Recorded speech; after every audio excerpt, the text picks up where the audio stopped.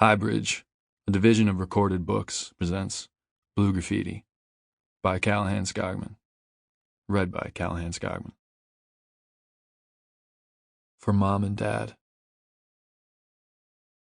Part 1. 1. You see it, or you don't. And from the back of the bar, I see her drinking alone. Bathed in bar light. Dirty blonde hair spun in a loose ponytail. A green Ninja Turtles t-shirt, blue jeans shaped tightly around her legs, and brown leather sandals. She turns her glass slowly, like the universe in orbit. Her mind appears to wander, alone in her world. In the buzz of the Budweiser, I admit, she could be a mirage. Truth is, I've seen every kind of girl come and go out of Jimmy's place over the years, but they're never, ever like her. I reach for my pack of Marlboros and the stick is almost lit when my buddy Prince goes, "The hell are you staring at?" Prince has slicked back black hair, a clean face, and a big toothy smile with teeth that are way too white if you ask me. He owns an assembly line of black shirts doing for a living what he'd call business shit. If you ask for details on that, he'll say he's an entrepreneur. But really, he's just soaked in cash from his father who passed away when we were in 8th grade. His old man fell from a giant maple tree in their backyard while Prince held the ladder below. He broke his neck on the ground and died right there on the spot. Sometimes, when he gets real blazed, Prince talks about how he tried to catch his dad as he was falling but didn't get there fast enough. Imagine. He refuses to let himself pass through the world guiltless and clean because of it, but that's Prince. We've called him Prince ever since he became obsessed with the Purple One as a child in the early 80s. He had deemed him the musical icon of our time, surpassing, he said, even the great Michael Jackson. And I wasn't sure about all that, but I didn't care much one way or the other. It's just nice when somebody has a hero. I can't take my eyes off this girl across the bar. Who the hell is that? I whispered to myself. My other buddy Leon arrives with a couple more pints. I'd asked for Budweiser because it's the most nostalgic beer there is. Leon is on the burlier, gorilla side of our species with a hairy chest and beefy arms. A big football player back in the day. He's also a genius, though perpetually misplaced and misaligned.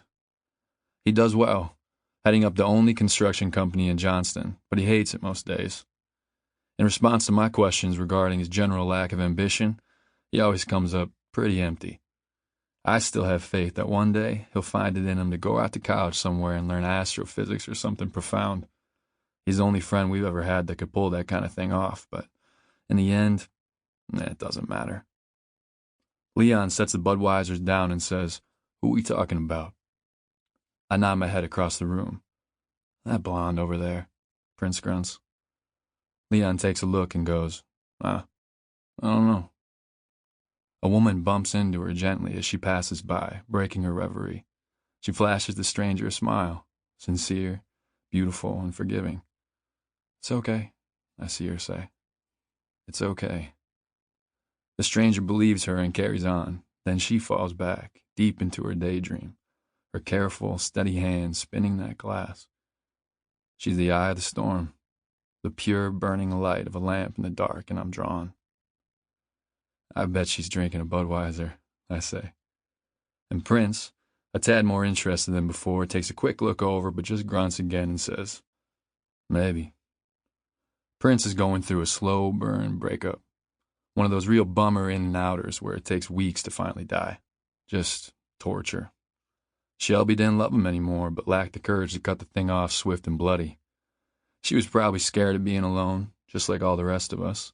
Terrified of shoving chips into her mouth, solo on her carpet couch, which was so old it rained cotton and almost swallowed you whole when you sat on it. The last time I was in her mossy apartment with the two of them, I couldn't stop staring at it. High and antisocial, transfixed by its age, and convinced Prince should never have gotten together with a woman who owned a couch like that in the first place. If you ask me, Prince was lucky to be rid of her and was getting over it a bit too slowly for my liking. He's annoyingly uninterested in everything at the moment. I forgive him for his apathy, but only because I'm so damn distracted. There's no doubt that I've fallen in deep. I take the biggest drink of beer you could imagine and think, she is having a Budweiser. I just know it. 2. I'm at Prince's watching a Bob Dylan special with my feet crossed on his stolen coffee table. By stolen, I mean one day Prince and I were walking to his place after work and saw the thing on the side of a driveway, abandoned and patiently waiting to be picked up by the garbage man Joey, this obese, mean grinder with perpetual dip-in. Joey was your classic younger year playground bully who grew up to be constantly annoyed and furious about the little things. We don't appreciate Joey much because we still remember those elementary years when he scratched his belly button with uncut nails and pointed sausage fingers at our haircuts, laughing. Well, we couldn't let Joey get his grimy paws on such a table, so we picked it up and hauled the thing 3 miles, all heavy as hell. Now, it's in Prince's living room, and we probably tell that story too much. We're just so damn proud of our accomplishment. Prince allegedly bought his couch off some junkie right outside Johnston for cheap. Though I've always known he made that story up, I never once bothered him about it. I haven't seen a junkie outside Johnston in my entire life, but I dug the story enough to go along with it and even nod my head when he tells it to people for the first time. We do that for each other with all our best stories. Prince stares at his portable black home phone on the table, waiting for a call from his long-ago woman, who was far gone and probably off chasing a new love already. I try to help and say, "Put the phone away, man, and quit staring at it." But he doesn't appreciate the suggestion and says, "What's it to you?" God, I love that. What's it to you? He stole that line from me. I shake my head a little. Not much. And I consider going back to the television since the conversation ain't captivating a soul, not anywhere. But I can't help myself. It just ain't doing any good is all I'm saying. He ignores me. He's depressed and wants to embrace it. Thick pomade glistens on the top of his head, so I say, "Hell of a lot of glue up top today, pal." To which he responds, "Fuck off, Cash." Now, at last, I'm back to Bob Dylan. I don't know why I'm antagonizing him. Guess I just can't stand the funk. I love Bob Dylan, but I've never forgotten what Prince said to me once. He's faking it. What do you mean? This whole shtick. It's a scheme. He's a salesman, can't you tell? He's just another American hustler with beautiful words. Nah, you got that all wrong. He's a genius. I heard he sold his soul. Where the fuck did you hear that? I heard it. I hear things. Now, almost every time I hear his music, I think about that conversation and how some artists are so desperate to be great that they'd shake hands with the devil. Well, if Dylan had done that, I couldn't tell. And I've always liked to think of myself as someone who could see through the lies. I used to say to Ma, "Nothing gets past me and don't you forget it." And Ma, in her blue overalls, cutting an onion, would say, "Hope you're as wise as you think you are." I smile at the memory, but miss her badly. Ever think Dylan is just a bit of a con man? I joke. Cash, I've been saying that for years. I know you have, man. I know. We smoke and my mind wanders back to that girl from the other night. God, she really seemed like some sort of magnetic beacon of all things Midwestern. Rugged, patient, and kind. The sort of girl you want to hear from through letters when you miss her and she's away. The kind you can't help but admire as she speaks all the fine, elusive, and mysterious truths that have evaded you for a lifetime. I can't believe I didn't even talk to her. Before I gathered up the courage to cross the bar and say something, she had paid her small debt and left. I let the moment pass, and that's as bad as it gets, trust me. I've been around long enough to know that you can't feel something like that and do nothing about it. I don't think she even saw me, and on top of it all, she isn't from around here. She's just passing through in trains. Keep moving. She'll be back on the road, heading to whatever blessed land she came from, never knowing that I've missed her and messed it all up. She'll haunt me forever, and that's that. She was wearing a Ninja Turtle shirt and drinking a Budweiser, for fuck's sake. Hey, Prince. He doesn't look up from the phone and goes, "What's that?" And as I watch Dylan say something to Joan Baez about sex, cracked out of his mind on some kind of witchcraft upper, I go, I can't believe I didn't fucking say anything to her. Prince grunts. Yeah, man. Love is dead. 3. Post-work day, pants speckled with paint. I'm sitting at the table with Prince eating peanuts, and Leon comes running into Jimmy's place. He's sweating like a dying hog and breathing gusts of wind out everywhere. He's so worked up, I almost laugh. What the? But that's all I get out. Leon holds up one giant paw and the other goes to his knee. He stays like this for a minute, catching his breath with his hand up to command silence. So dramatic. Beads of sweat run down his bare head and face. I try again. Did you sprint here? But he stops me again as it appears, at last, he is ready. Just shut up for a second. Christ, yeah, I ran. Just a few blocks from the factory corner of the property over there. Matchbox is fucked. Matchbox is one of those guys who isn't so much a buddy per se, but more a buddy of a buddy who just so happened to be around sometimes. He's this scrawny little skeleton man who does way too much coke and loves Zeppelin more than most, which is saying a lot because we fucking all love Zeppelin.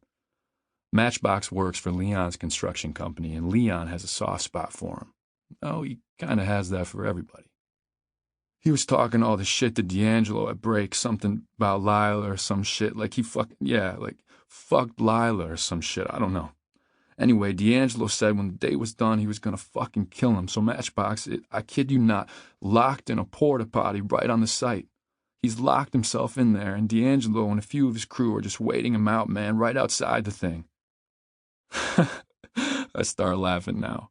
And Prince chuckles too. I can't help but nearly lose it, thinking of this poor bastard Matchbox in a porta potty, scared shitless as this group of Johnston woodworkers wait furiously outside, ready to, quoting Leon, kill him. Of course, Leon didn't find any of this funny. What are you laughing about? Let it be known that Leon is unbelievably, ridiculously sincere in not only his telling of the story, but in his genuine love for us humans as a whole. He cares, man. He really cares.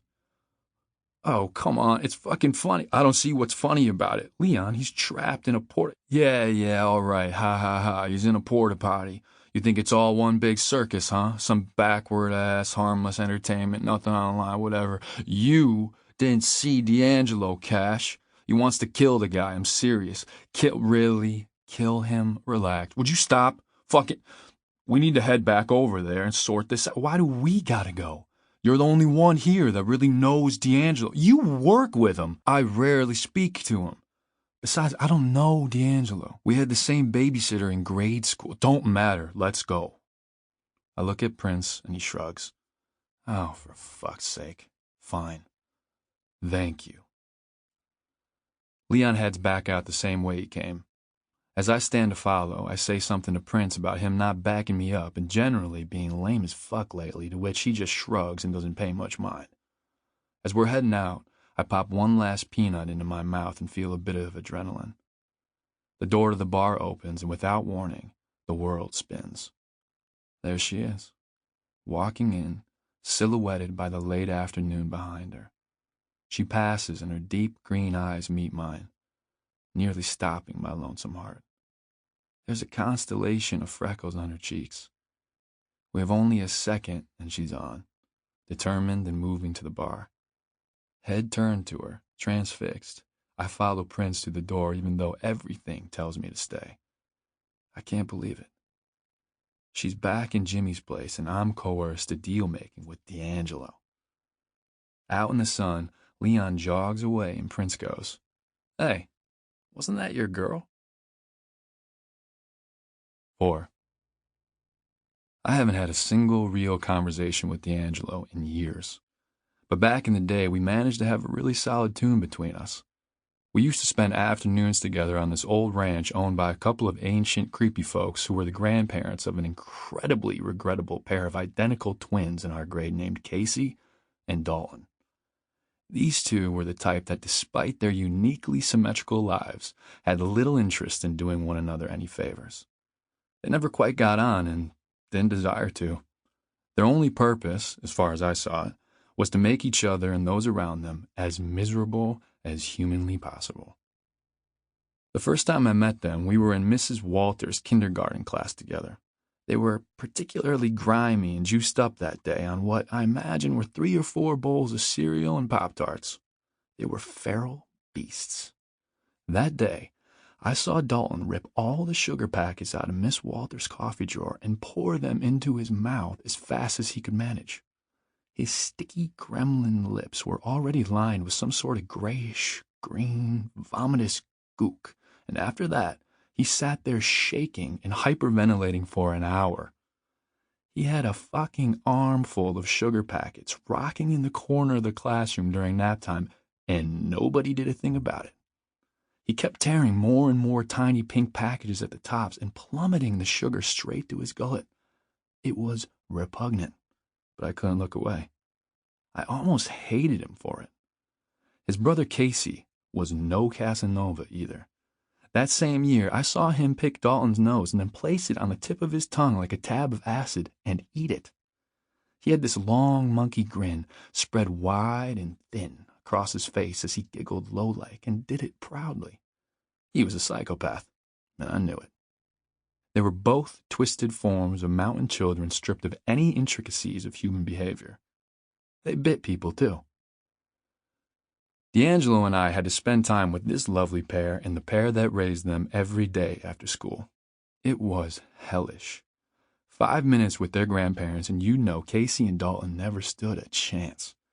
Their Gramps and Grams were skeleton thin, white-haired monsters, and their ranch just so happened to be where the bus would drop D'Angelo and me off in the country. For 3 unsteady hours each afternoon, we were subjected to their sinister property until one of our moms came through post-shift and took us home, some 5 miles down Double V in Woodland. One day, shortly after arriving, D'Angelo and I were ordered to join the grandpa out back in the barn, a towering, decrepit structure that was always shedding red paint as if it were bleeding. Casey and Dalton sniggered behind us as they followed, rolling around in the grass together and yelping like hyenas. D'Angelo and I didn't speak a whole lot on that ranch, and that day was no different. We were always on the brink of some sort of terror, and what was there to say about that? Unfortunately, there were no midday snacks, no milk and honey.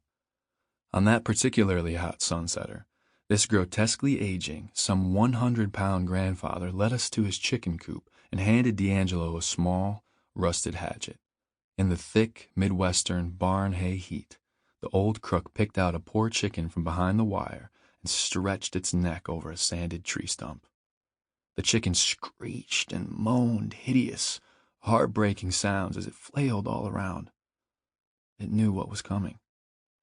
Wide-eyed D'Angelo held the hatchet, shaking, as the grandpa loomed over him, spitting his tobacco and commanding him to split the thing's neck clean in two.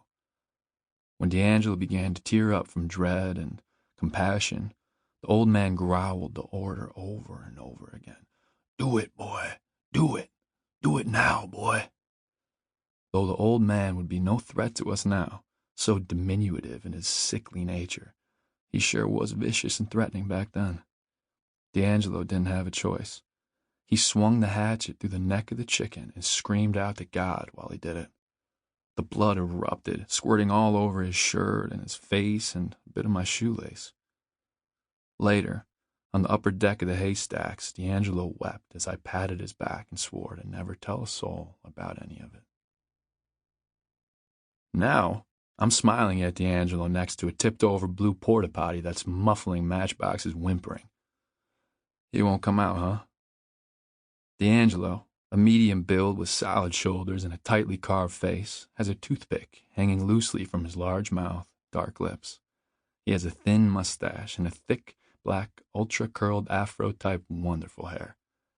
He's flanked on either side by a couple guys, Jermaine and Sosa, quiet types that I'd never had any quarrels with. Their jaws clench, but we nod our greetings in respect. They're both mammoth-sized and pretty mean if pushed, but simple-souled, not evil or anything. Leon and Prince hang back some 5 feet behind me. I smirk.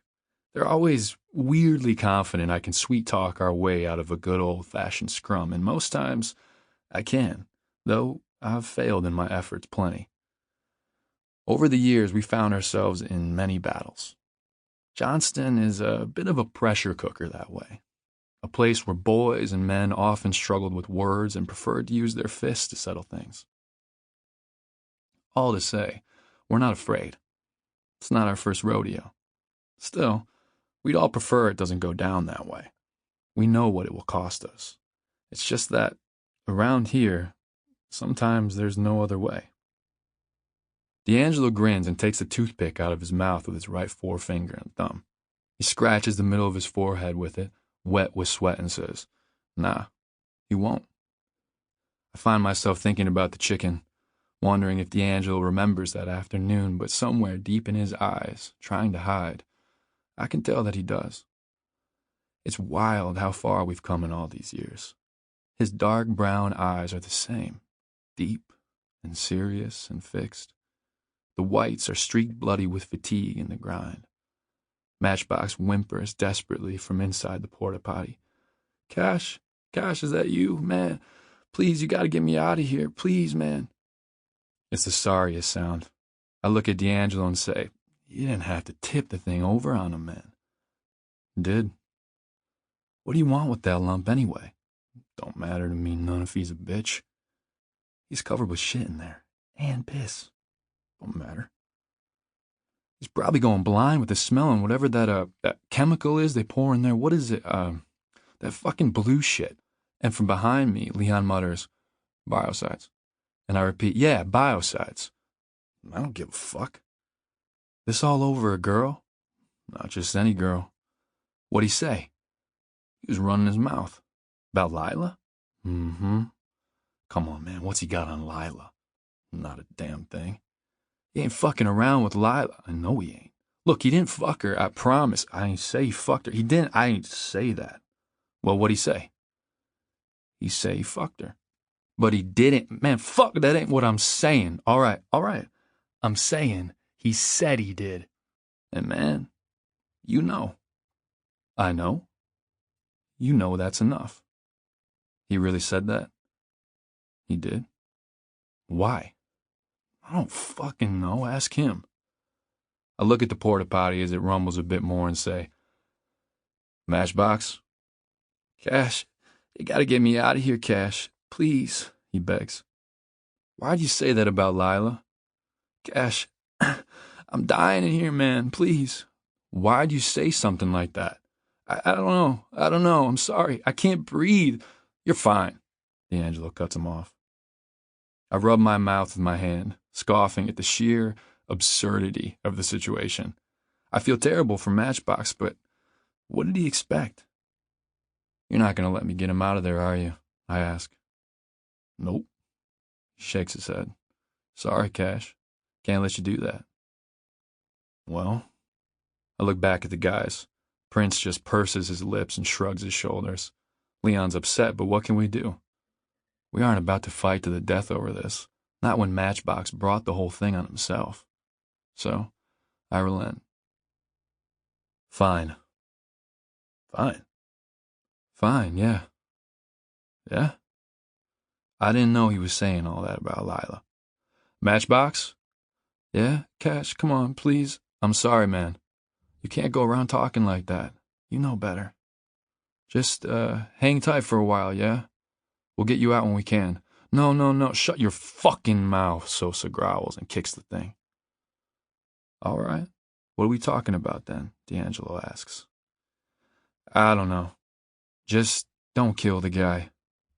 "All right. And we'll come back later. Not before midnight."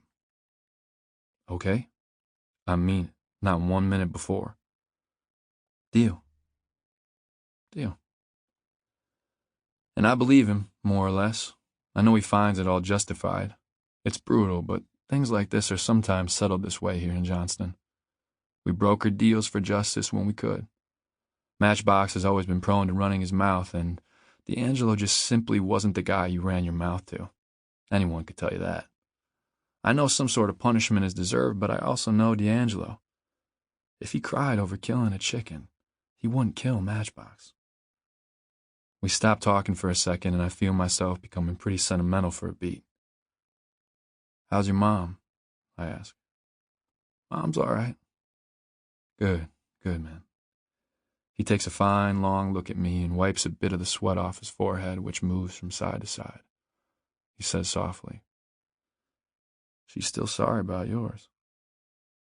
"Yeah, well, as am I, man. As am I." "I appreciate that. Long time ago." "In a way." 5. Turns out D'Angelo had a lot more sentimentality about our younger days than I would have imagined, and was true to his word. He let us release Matchbox at midnight, and the thing was finished. Still, gruesome stuff. We got there when the moon was high in the sky, and I couldn't help but feel like it was judging us all. Matchbox stumbled out of the porta potty like a newborn, soaked straight through with all the biocides and smelling like the most rotten skunk of your life. We got him to his car, and I think he drove to the hospital. He survived and everything, but I hadn't remembered feeling so damn bad for somebody in all my life. The poor bastard probably wanted to die in that thing, all for running his mouth when he shouldn't have. I knew that I would see D'Angelo again after that. Sometimes you just get a feeling that a person ain't done passing through after they pop up again from the past and show face. I'm sitting on my couch and listening to Tom Waits' album, Bone Machine, while tossing a few Miller Lights back. Truth is, I hate Miller Lite. But Leon loves it and always leaves the extras here at my place after an evening spent hanging around. He's just gone, and now I'm left to sipping these beers alone. On some evenings, Leon's a lunatic and comes over so messed up and high out of his mind that he really begins to forget all the tiny particulars about his own life, insisting that memory is an illusion and that he is always near the brink of a phenomenal new frontier of thought and experience and existence or something. I don't not believe him. He's insanely compelling when he wants to be. But sooner or later, he'll really be off to the races and start talking about string theory and all of this other research. He always loses me a bit there. It's not so much what he's saying, but how he's saying it that really locks me in. His eyes light up, his cheeks get flushed, and the passion basically explodes from inside him. He'll go on for hours sometimes, and all I have to do is give him a simple, sincere, "No way, man, really?" And he'll be so blacked out of his mind high and revved up on his own miracle genius that he won't remember hardly any of it the next day. I can't tell you how many times I've said, "Leon, you gotta write this shit down, man." But he never does. He was over this evening and Tom Waits was playing. Leon started tripping out about murderers and death and other horrors. He went really deep into the psychology behind it all. "Cash, do you even know about Charles Manson?" Then he went spinning off into this huge thing about cause-effect weblines, and his eyes were bloodshot while unfolding and refolding up the millions of layers of his own complicated past. "And if that would have happened, Cash, are you listening?" He always repeated my name like that to make sure I was still following. "Always, pal," I responded. "Okay, good, Cash. You see, we were that close." And he puts his forefinger and thumb a millimeter apart. "That fucking close to not being here. You and me." Leon's dad was an alcoholic who died when we were sophomores in high school. He was a mean motherfucker who used to belt Leon over the kitchen table for no real reason at all other than a rip-roaring jealousy in his heart that drove him to bouts of madness. He was green, thinking that Leon's mom loved Leon more than him. He was a fucking crazy loser is what he was. When he finally did pass out drunk at the wheel and sent his semi-truck tumbling through the median on an off-abandoned Wisconsin highway, not one of us cried. Leon still claims he can't cry. Not for his father and not for anybody or anything. But I was there the night Leon found out about his dad, and the truth is he cried for hours. After that, both Prince and Leon had lost their fathers, and I hardly ever spoke to mine. I figured we all became brothers, in part because of the symmetry of our lives. Anyway, Leon started talking about his father and the psychological impact the leather belt had on him as a kid, and it was so terribly sad that my eyes almost started to water. I'm not a huge crier or anything, but I've known Leon my whole life, you know. What he was saying about his dad was... Sample complete. Ready to continue?